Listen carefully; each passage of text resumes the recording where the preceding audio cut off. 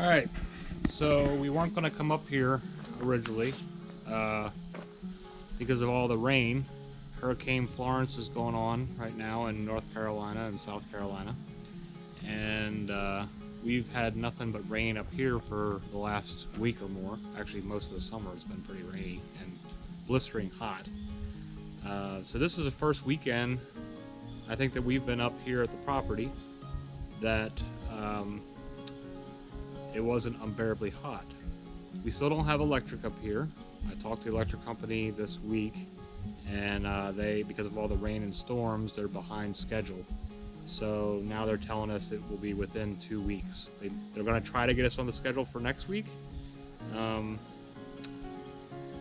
But if they get more storms and stuff, then it might be delayed another week before we actually get electric to plug everything in. So we had to drag the good old generator up here again so we could have some light. Then we were originally just going to come up for the day, and then we decided that we would stay the night. So here we are. Just got here about a half hour or so ago, and we had some concerns this week because the the creek was getting really high last weekend because there was a lot of rain last weekend. And I talked to Larry, who's our neighbor up the road, and he offered to come and move the camper if the creek flooded, because we're only maybe 50 yards from the creek where our camper is right now, and this is part of the flood zone. But to do that, he would have had to cut the lock on the hitch, and then because we left the slide out when we're not here, he would have to then break into the camper and then hook his truck up to get electric to put the slide out in, and it would just be a mess. So fortunately there was no flooding. The creek was looking like it was coming up, but then they didn't get any rain, or not much rain, for the rest of the week. And so it's running now, but it's low again. So there's supposed to be more rain coming Monday and Tuesday. So it's been just overcast here with little showers. So we'll see what happens. Anyway, so we got up here, and we were looking around, and I was talking about these trees, and I'm like, man, these are kind of ugly trees, and I don't really like them that much. And some of them are kind of bent, and maybe we should cut them down, and or decide what to do with them. And then I was like, wait a minute, are those black walnut trees? Because there's all these things on the ground. Oh, here's one that I picked up. So there's a black walnut, and this one is actually ready to be harvested because it's just slightly soft. I can kind of get my nail in there. And then this is the outer husk, and then inside is a really hard shell, before you can actually get to the meat of the nut. But these things are all over our property.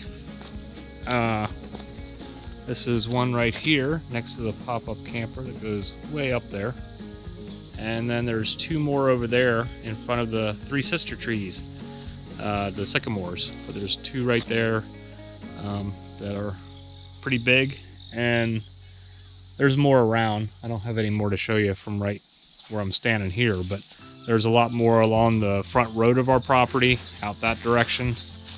And we are thinking that we could maybe use them to, one, collect the nuts, and maybe sell some of the nuts because they are highly prized.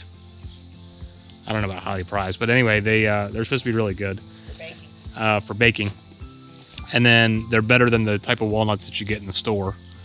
And then also, when the trees are at least 14 inches around or bigger, it's a little crooked, sorry about that.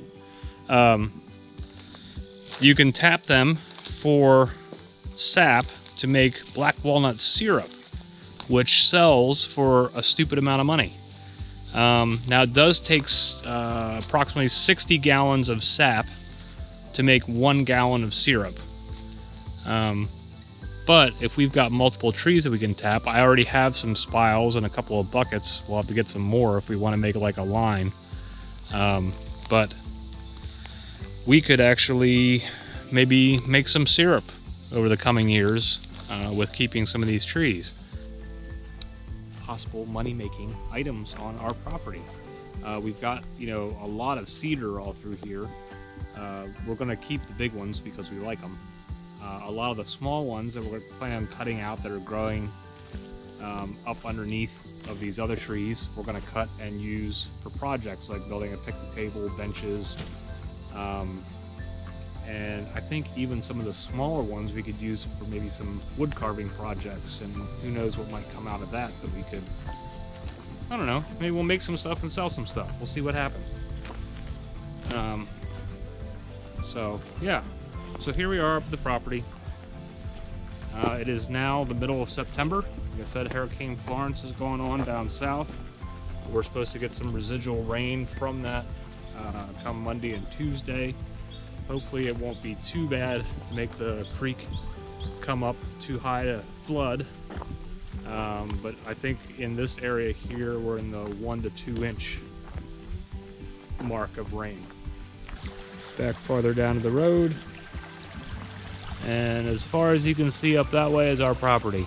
In fact, it goes up around the bend quite a ways there before it gets to the back line. But this is nice, very relaxing. I love me a good creek.